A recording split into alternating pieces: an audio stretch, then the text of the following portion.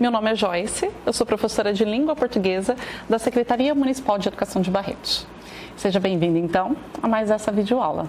Hoje nós vamos estudar um pouco mais sobre resenha. A gente já viu em outras aulas um pouquinho sobre esse gênero e a proposta é que no final hoje vocês produzam uma resenha, vocês escrevam uma resenha. E para que serve a resenha, então? Porque alguém pode me perguntar, por que eu tenho que saber o que é resenha, professora? Onde que eu vou usar isso? Será que resenha é importante? Então vamos relembrar? Imagine só, essa biblioteca, uma das maiores bibliotecas do mundo, é a Biblioteca do Congresso, ela fica nos Estados Unidos, em Washington.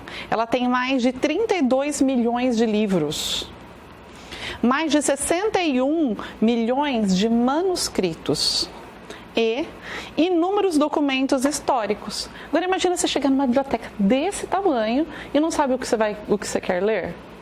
Como procurar? Como que você vai escolher um livro entre tantos? Não é difícil, certo? Olha só, essas aqui são imagens da Bienal do Livro em São Paulo. Olha a quantidade de livros expostos e as pessoas olhando, verificando, escolhendo livros. Como que elas vão escolher esse livro? Então, o que nós podemos usar para escolher um livro? E se eu comprar um livro que eu não gosto? É a mesma coisa um filme. E se eu for assistir um filme que não é do meu estilo, daquele tipo de filme que eu não me interesso? Então, por isso que são tão importantes a sinopse e as resenhas, tá? Então, como que eu vou escolher um livro? Eu posso escolher um livro, de diferentes formas. Eu posso, lá no próprio livro, atrás, que a gente viu que é a quarta capa, ela pode ter uma sinopse, só falando do livro, pode ser uma resenha, como que nós estudamos, e ela pode estar tanto na orelha, aquela parte móvel que fica grudadinha na capa dos dois lados, na orelha do livro, quanto também na quarta capa. Mas eu consigo ter outras formas também de encontrar resenhas. Por exemplo, em jornais impressos, em materiais impressos eu também acho resenha. Jornais, revistas, eles têm às vezes cadernos específicos, um lugar específico que vai falar de um filme, de um livro, de um espetáculo, que vai fazer uma avaliação. E na internet também, tá? Tanto sites, jornais online, como também, hoje em dia, as redes sociais têm muita resenha. No YouTube você acha resenha de tudo. Aliás, não só resenha de livro, filme, peça de teatro, série, mas você acha resenha também de produtos. Avaliação de produtos, alguém que testa, vai testar um carro, vai testar um celular. Às vezes você não compra um celular, só, eu achei ele bonito, eu vou comprar. Não, a gente vai lá, procura as especificações, alguém que tenha, que faz um comparativo, que faz análise, que dá opinião, e são resenhas. Então, olha como a resenha, ela faz parte do nosso dia a dia.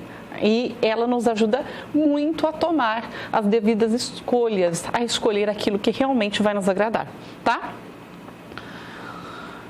Bom, e qual a diferença então de sinopse e resenha? Falei sobre sinopse e resenha. A sinopse ela é mais curta, tá? E ela serve para despertar o interesse do leitor. Então, a sinopse muitas vezes é o que mais comum, fica na quarta capa, é a sinopse.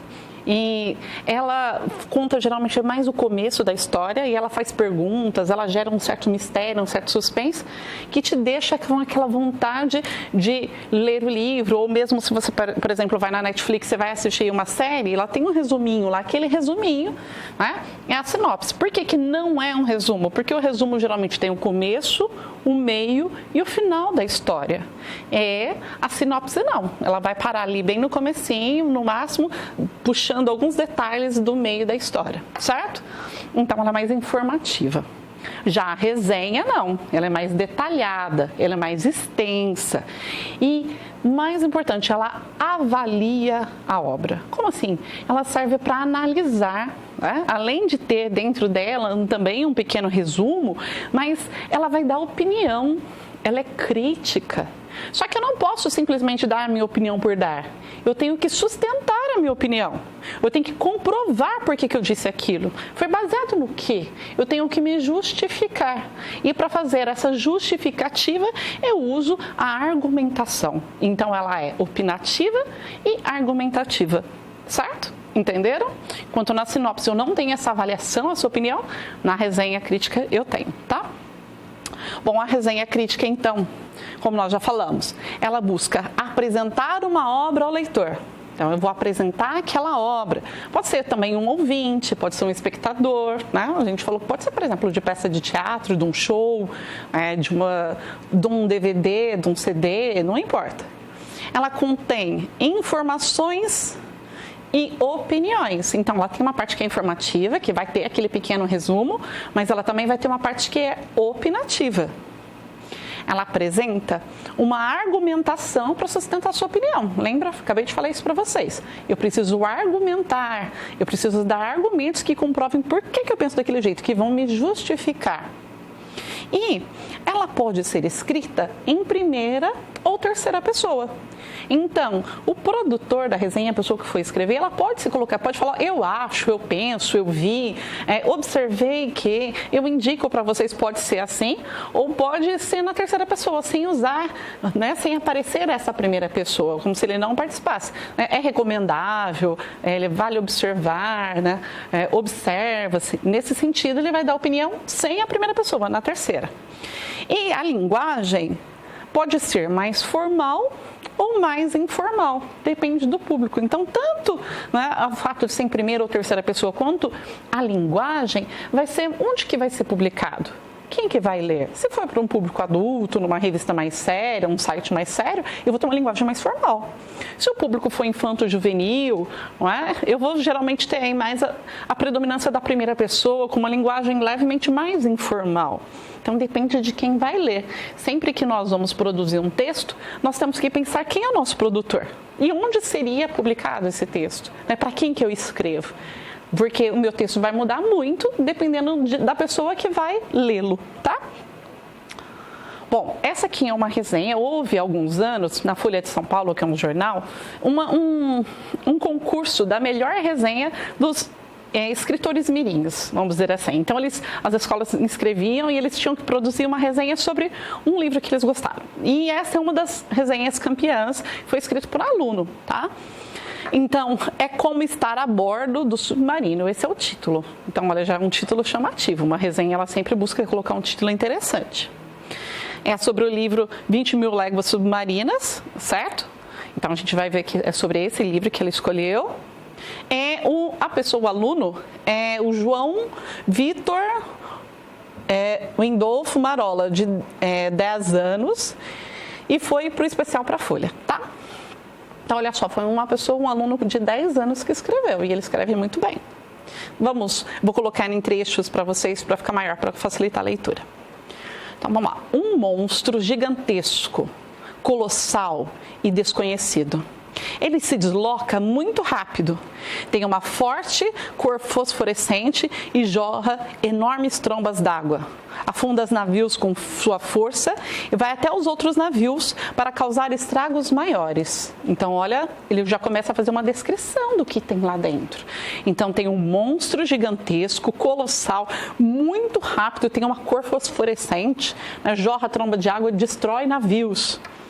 O professor do Museu de História Natural de Paris, Aronnax, se vê em uma grande aventura, tentando decifrar a identidade do monstro. Que monstro é esse? Que coisa, né, incrível, diferente, né? Do que será que está falando? E criou a hipótese de que seria um enorme narval. Então, ele achou que era um enorme narval, fosse um monstro muito grande. Narval ou não, concluiu-se que ele era perigoso, sendo necessária a sua captura. Então, como já havia afundado outros barcos, eles ficavam super impressionados, aparecia num lugar, aparecia no outro, como que tão rápido ele foi de um lugar para o outro. E aí uma expedição parte com a ordem das autoridades e o rei dos arpoadores. Nem o melhor arpão consegue fisgar a pele dele. Então, jogava aqueles arpões, nada perfurava a pele, que mais parecia com um aço. O que será essa criatura tão grande e estranha? Então, o que será que é tão grande, tão estranho? O que vocês acham que era? Lembra do título? O título já dá para a gente uma pista, né? É como estar em um submarino. Então, o que vocês acham que é? Vamos lembrar que esse livro ele foi escrito ainda, né, antes de 1900, então ele é muito antigo. Bom, E aí, este livro eu indico para todas as pessoas que gostam de ficção científica e aventuras. Observa, até ali, os 3 primeiros parágrafos, ele descreveu elementos da história. Ele não contou o final, mas ele colocou já o que motivou as pessoas a perseguirem, né, aquele monstro que eles achavam que era um monstro. E a pessoa, se ele diz, né, se o produtor aqui lhe falou, esse livro eu indico porque ele gostou. E que tipo de público estaria interessado? Quem gosta de ficção científica, né? Quem gosta de histórias de aventura. Essa narrativa percorre 20 mil léguas marinas, que é o nome da história, atravessando os oceanos Atlântico, Pacífico, Índico, o Mar Vermelho, Mediterrâneo e os mares austrais e boreais. Então, observe o tanto de lugares pelos quais esse monstro passou e eles foram perseguindo, certo? Desvenda mistérios como se estivéssemos a bordo do submarino Nautilus. Então, eles vão mostrando como que é cada um desses lugares, como se estivesse a bordo desse submarino. Então, não era um monstro, era um submarino, certo? Aqui, ele falou, por que ele indica? Aí, ele justificou por que ele indicava. Ele falou, olha, eu indico porque a gente vai conhecendo vários lugares. Quem gosta de aventura vai passando por vários lugares, que há uma dessas características. Aí ele vai dar mais uma opinião, olha só. Eu me senti participando das aventuras descritas pelo autor. Eu recomendo essa leitura. Você não vai conseguir largar o livro até que chegue ao final da história. Então, ele realmente gostou. Ele recomenda essa leitura. Até que é um livro que você começa a ler e não consegue parar de ler, de tão interessante. Então, observe, ele tinha lá nos primeiros parágrafos, no primeiro uma apresentação da obra, depois um breve resumo, para não contar, não pode ter spoiler, não pode contar o final da história. Mas tem um certo... E depois tem a indicação para quem é recomendado, quem vai gostar de ler, que estilo que ele é, por que gostou, se não gostou. E ainda, no final, ele está lá, escrito por Júlio Verne, que é um dos melhores criadores de ficção científica, com a tradução e adaptação de Walter Carrasco, membro da Academia Paulista de Letras. Walter Carrasco também é escritor de novelas, tá? Então, ele foi escrito por um dos melhores autores assim, desse estilo, e como não era um livro brasileiro, ele foi traduzido e adaptado pelo Walter Carrasco. Mas ele tem em diferentes editoras, diferentes livros, diferentes adaptações dessa história. É uma história que vale a pena ler. Então, vocês viram, quando nós lemos uma resenha, a gente sempre vai conhecer melhor, sabe, do que fala ali. Eu não gosto muito eu gosto de romance, de história de amor, eu não gosto de aventura, de ficção, então eu não vou ler esse livro. Então, cada hora que acha, lê aquele livro, lê aquela resenha ou a sinopse, a pessoa vai ter uma ideia melhor do que encontrar ali, se ele vai gostar ou não. Não se sente tão perdido, certo? Aí tem a capa, né, que nós já vimos, e algumas informações, que além de quem é o autor e o tradutor e que é a adaptação do Walter Carrasco, tem também que é da editora Moderna, certo? São as informações que já aparecem na capa. Bom, então, vamos escrever uma resenha, né? Vamos colocar isso em prática? O que uma resenha, olha, é importante vocês coletarem primeiro, sabe? Informações do livro. Então, título, autor, editora, data de publicação, número de páginas. Vocês podem escrever isso quando vocês forem fazer a resenha de vocês. Se preferir, também coloca para qual faixa etária. É para criança? É para adolescente? É para adulto? Né? Se tem um ilustrador ou não? Se houve um tradutor? O tipo de capa, se é uma brochura, se é espiral, se é capa dura, né? Qual o tamanho do livro, certo? E que você coloque também o resumo da obra. Então, eu posso fazer essa descrição, fazer tipo uma ficha técnica com algumas informações do livro. Eu tenho que ter sempre o resumo da obra, viram como essa que nós estudamos, que tinha um resuminho? E também a opinião sobre a obra, que você gostou ou não, se você indica ou não, e por que, fazer a justificativa, tá? Então, basta que a gente siga mais ou menos um passo a passo. A primeira coisa que você tem que fazer é escolher um livro. Escolha um livro que você gostou ou que você não gostou, é mais fácil.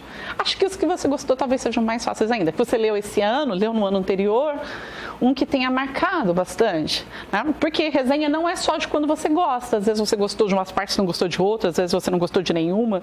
Então, não importa, tá?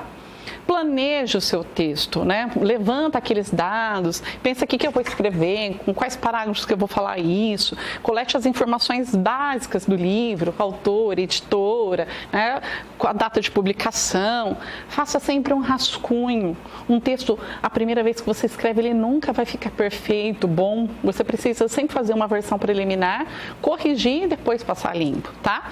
Aí, depois que você fizer o seu rascunho, escolha um título legal, interessante, chamativo.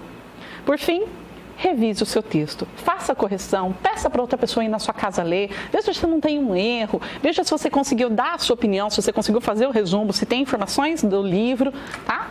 E aí, é só arrasar. Tenho certeza que vocês vão mostrar o grande potencial que vocês têm, tá? A gente aguarda as produções de vocês e eu vejo vocês numa próxima aula.